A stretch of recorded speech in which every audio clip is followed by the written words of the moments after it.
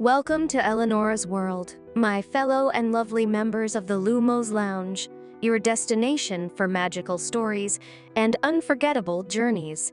Don't forget to comment the video.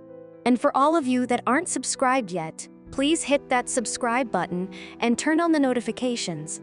Thank you for joining and helping to keep the magic alive. And now, sit back, relax, and enjoy the story. Chapter 14, An Aurora's Thoughts. Nymphadora Tonks was unable to focus on her work for days. She spent much of her time sitting behind her desk, barely able to focus on anything, and she was worrying many of her superiors. She was one of the youngest Aurors in the Deme, and she had quickly become a veteran of several battles and skirmishes with the Death Eaters. Her skills and her talent as a metamorphomagus, which had earned her so much grief at Hogwarts, especially during the last few years as she had to date boys who wanted her to appear as their version of a sex doll, had allowed her to easily slip by and report Death Eater attacks. Her skills had been one of the many reasons why Albus Dumbledore himself wanted her to join the Order of the Phoenix. Doing so brought her in contact with the former friends of Harry Potter. Tonks had joined willingly because while she felt Amelia Bones was a damn good boss, only with Albus Dumbledore did they stand a chance against you. No. Bones was forced to toe the line because of Fudge, who refused to see the truth of the war and forced her to fight with stunners. But joining the Order wasn't as exciting. She had made the mistake of believing the Order would go out and launch attacks against the Death Eaters and their twisted leader, but it never happened. Instead, Dumbledore refused to let them do anything, and they spent their time in boring meetings. She was forced to train the next generation. The fact they were reminders of what Harry Potter supposedly did not help, and that was before she even knew them. Molly Weasley had this weird dislike about her kids using magic outside of school. Though she seemed determined to transform her children into muggles, Tonks just didn't know why. The habit would likely cause problems for her children, who would not want to use magic to solve a problem. But Dumbledore overruled her concerns, and Tonks was forced to train kids. She had not enjoyed the experience. Ron Weasley was a greedy, pathetic little boy who boasted a great deal, but he lacked both the common sense and the magical power to back them up. In contrast, his sister Ginny was a clear example of someone whose family had gradually lost their brain capacities, and they suddenly leapt upwards when someone different came along. And Ginny was vicious with a wand. She had a great head for cursing, and she even had a few trademark spells in the form of a bat bogey hex. And she just needed some refinement. Tonks had been a 7th year when Potter and his friends had come to Hogwarts as first years, but even though they hadn't moved in the same social circles, even Tonks knew Hermione Granger was a bookworm and a know-it-all.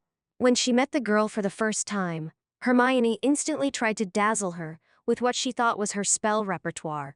Tonks, while she was impressed with Granger's ability to memorize spells, was quick to knock her down. And it was so pathetically simple. Granger was good at magic, but she was only good at it because she memorized spells. She could not improvise by herself. For a whole year, while she worked between the Order and the Deme, Tonks kept busy, while she felt relieved one of the biggest traitors in magical history was locked up. But it had hurt her. Tonks had known Lily and James Potter, and Harry became her little brother.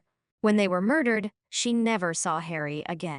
She knew she could have spoken to him at Hogwarts when he was a first year, but Tonks was just not sure how to approach him. As a metamorphomagus, Tonks was good at reading body language, and there was just something about him that put her on edge. It was like there were two people, the person everyone expected and wanted to see, and the person he actually was, a darker, colder person, were trying to live and work together, and it put her on edge. Tonks had never told her parents about what she saw, but it was enough to keep her away, and it was something she always regretted because she wished she had gotten to know her little brother again. When Harry was accused of the murder of so many people, she instantly became angry at herself for not telling someone that something was wrong with him, but she was mostly angry with herself for not trying to reunite with her little brother.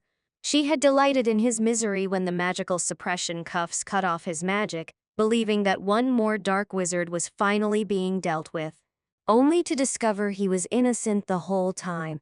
The discovery Harry was not a Death Eater had shattered so many people, but when Tonks remembered her own part, she felt sick. She had personally volunteered to come to Azkaban to help free him, but instead, she watched as Harry killed the Dark Lord and his followers. Not that she cared. The bastards deserved it, especially her bitch of an aunt. Bellatrix was responsible for so much pain and loss, and it was a fight and a half to make sure nobody knew of their relationship, especially since many would not be forgiving. Tonks had hoped, fervently hoped, she could have the chance to speak to Harry. She'd been so desperate to speak to him, really speak to him. Not only did she have to apologize to him, but she also had to know her little brother again. Only it never happened. She had been too distraught when they'd come face to face in Steamungo's, but Harry had not been in the mood to talk, and the darkness she had seen in his body language was no longer hidden. He didn't care about anybody. And why should he, after the way he was treated his whole life?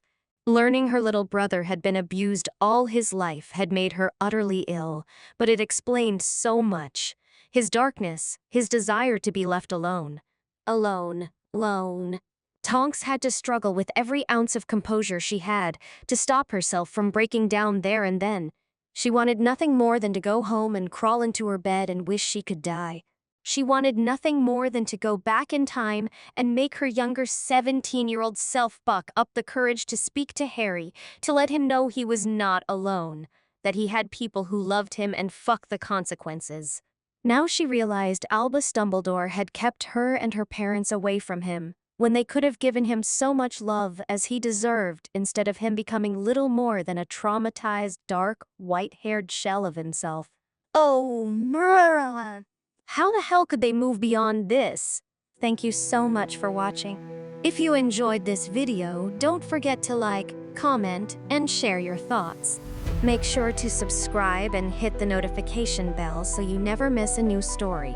If you'd like to support the channel, check out my Amazon wishlist or consider making a donation. Every little bit helps to keep the magic alive. See you next time, and until then, take care and keep dreaming.